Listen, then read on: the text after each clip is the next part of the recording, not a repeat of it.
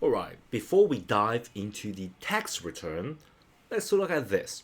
FBAR.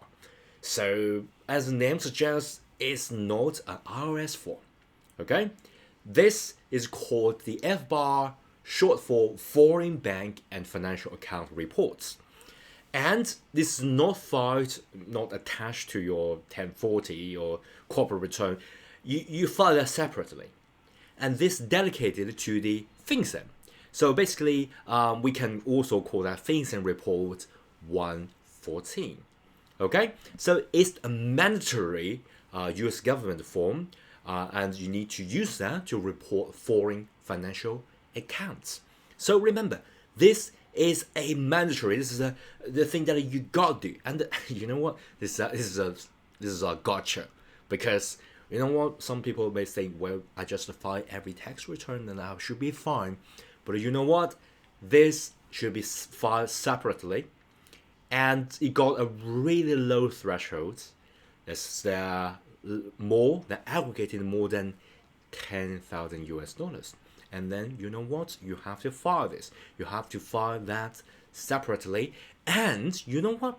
If you fail to file or filing late, can really lead to civil and possible criminal penalties. So this is really, really important. And of course, the severity really depends on whether the failure to file or filing on time is willful. Okay, are you like intentionally not to file or intentionally filing this late or something like that?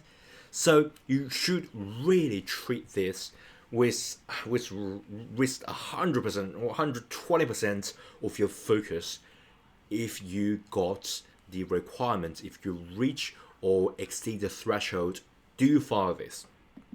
So the basic self-check is first whether you are required to file this.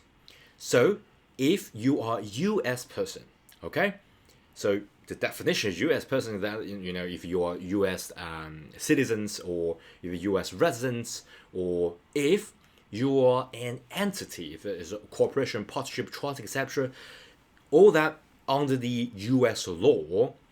And if you consider US person, of course, you can opt out or opt in under some specific scenario.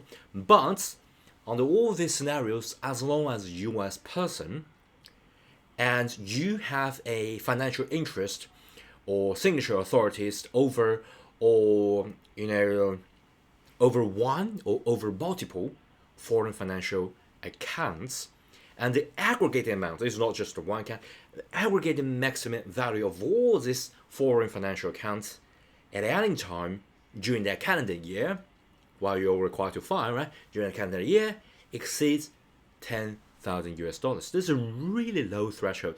Think about it, 10,000 US dollars. That's for example, you got like 2 foreign accounts from different countries, right? Bank accounts, you get aggregate and you exceeded that. You know what? You are required to file. And remember, I just mentioned the signature authority. This is another gotcha. Okay, so even though this is not your, you technically you don't own that account. For example, it's a US company, right? And you are an executive of that company. Okay, so basically, if things you are executive, you may have the signature authority. That means if that company got a foreign bank account, if the company runs globally, and that company got a foreign account, if you have authority over it, that means, come on, think about the fundamental here. If you have authority over it, you can move that money, right? So that means you have authority over that account, even though it's not, technically it's not owned by you, it's owned by the company, it still may trigger a filing. So you are still legally required to file that, even though you don't own the account, you just have the signature authority. This is the first gotcha. The second gotcha is that even if the account does not generate any income at all, okay? For example, you might think, well, I just save them there, right? I did not generate any interest or dividends, or I did not have any gains. Okay, it's just some like sleeping accounts that I put away offshore, right?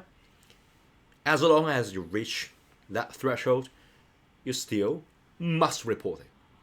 Okay, and also this is the third gotcha is less likely to gotcha, because if you go through this first two, the second the third one, you have to think it through, and then you have to calculate that.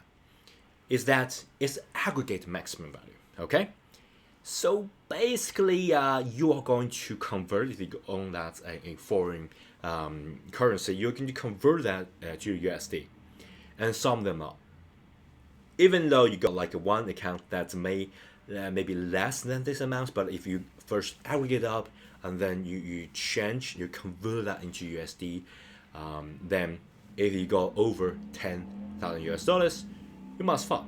Okay, so this is just a tons of a gotcha, and I incline not to share some of the like excluded clauses, because I don't want you to take this, not seriously. Say, hey, maybe that excluded. For example, some account held in the IRA or retirement plan, but they got like certain conditions.